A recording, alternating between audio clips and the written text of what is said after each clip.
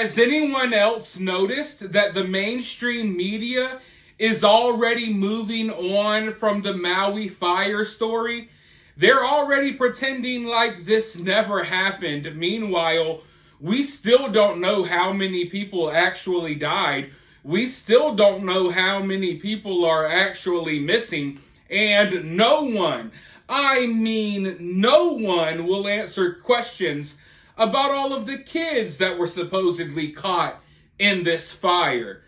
But I always find it interesting watching what the mainstream media deems as important. I've been talking about what's going on with Russell Brand, over the past couple of days, and I find it weird that the mainstream media thinks that this Russell Brand story is more important than all of the people that died in Maui. Like, here's a comedian who allegedly conducted himself in a foul manner around women 15 years ago. We're going to talk about this and blow this up into the biggest story in the world. Meanwhile, we will ignore the hundreds of people that died in Maui because police officers blocked their escape routes. But even though the mainstream media is moving on, obviously I'm doing whatever I can to keep this story alive, and the people of Lahaina are not backing down. In fact, now they are calling for a criminal investigation into this fire, and I think we need one as well. Any cop, I know people will say, the cops were just following orders. Well, guess what? Someone had to deliver those orders. And whoever delivered the orders to block people from escaping from this fire, they belong behind bars. You can go ahead and throw away the key. And as far as I'm concerned, any of these cops that were just following orders, you could throw their behinds in jail as well. Listen, I'm done playing this, I was just following orders nonsense. We've been hearing this for years. Our ancestors had to deal with people who were just following orders, putting people in freaking chambers, burning people alive. They were just following orders. All of that nonsense needs to be nipped in the bud right now because our world is turning to complete crap, okay? And there's going to be a lot of people doing a lot of evil things that were just following orders. But anyways, one woman spoke out recently, and I have to say that her story and her firsthand accounts of what happened that day might be one of the most compelling pieces of evidence, one of the most compelling testimonies that we have heard so far. So without further ado, you all hear me talk enough. Let's listen to what she has to say, and then I'll be right back with more thoughts. Hello, I'm Ann Williams, and I lived at 457 Lahaina Luna Road. And I definitely encourage this whole fire to be investigated further, not only for just legislation, but just on a criminal level. I'll just tell you my story. I right there, about 3 blocks where the fires were going off. I immediately knew there was a fire because I'd been watching it personally, but didn't even have time to get into the car and drive. The roads were already blocked. My driveway, I wouldn't have even been able to get out of my driveway if I wanted to. Luckily, my key actually broke when I tried to get in, and so I had to run down. But thank you, God, that was my saving grace. If I was in my car listening to all the policemen that were out there, I would have been dead, like most of my other friends and relatives. Ran down to Lahaina Luna Road, got down to the light. Luckily, I found my daughter down there in her truck, so I did get into a vehicle at that point. We're being blocked right there. Couldn't go anywhere by a police officer.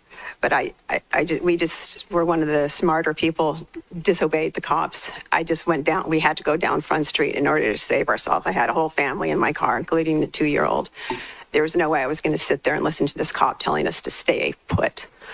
Went down Front Street, total mess, so many cars. I mean, we're looking at 10,000 people trying to get out right away, all at the same time in the tiny little streets of Lahaina. Everybody being forced to Front Street, not being able to drive on the highway because there were some power lines down in that immediate area. We went through Safeway parking lot, saw the power lines there, so we ended up going out. Finally, we did escape out the Fleming's Chart House exit to go north. We went north. Free sailing at that point after Fleming's got out there. They hadn't blockaded us yet. I was one of the lucky few that got out that way. No power lines whatsoever. It was a safe exit all the way north. And we got to Honokawai that way. After me, though, they decided to block it. And there was still no power lines down because I did come out the next morning and I saw the death trap. It was where there were no power lines still yet the following morning. Everybody could have gotten out. Everybody could have gotten out. It was free sailing going north. But the police officer there, quote unquote, from direct other residents who talked to him, were walking, saw all the cars stopped. He finally walked all the way up to the front at the exit, policeman standing there. And the guy said to the policeman, "There's a fire. The fire is coming. You got to let these people go. I've got orders." We need to investigate that. Who is giving these cops orders? I mean, the police officer might be taking orders. It's not his fault personally. But there's somebody above him that did this. And they need to investigate that. And then John said the far end of Front Street was blocked, bringing him in that way, and then blocked this way. It's obvious we were intentionally trapped. And I hope that this gets investigated further. And I have the eyewitnesses who have spoken to that cop directly. Thank you. So from what she says, there wasn't even downed power lines on some of these escape routes. It was smooth sailing. And so many people could have been saved, yet we have these dirtbag cops that are just following orders. My orders are to keep you in harm's way. My orders are to send you towards the fire. Like I said, that doesn't fly with me. I honestly don't understand. I don't understand my fellow human beings sometimes. Like, legit, sometimes I wake up and I wonder, like, what is really going through people's minds? I wake up and wonder, like, are people really just this dumb? Am I surrounded by millions and billions of freaking idiots? Like, what's really wrong with people? I really have to question that. We're going to follow our orders and we're not going to let you escape with your lives. You all must be trapped here in the flames. No. How about no? And if you're ever caught in that situation, I listen, all I will say is act accordingly, okay? You get out of whatever situation you can with your life. I don't care if you have authority figures. I don't care if there's someone with a badge, okay? That's telling you not to do so. F that badge.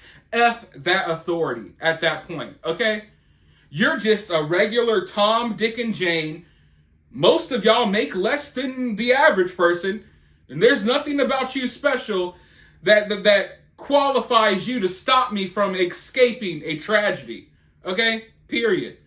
The people who did not obey the cops survived. The people who listened burnt to a crisp in their vehicles or possibly survived or drowned in the ocean.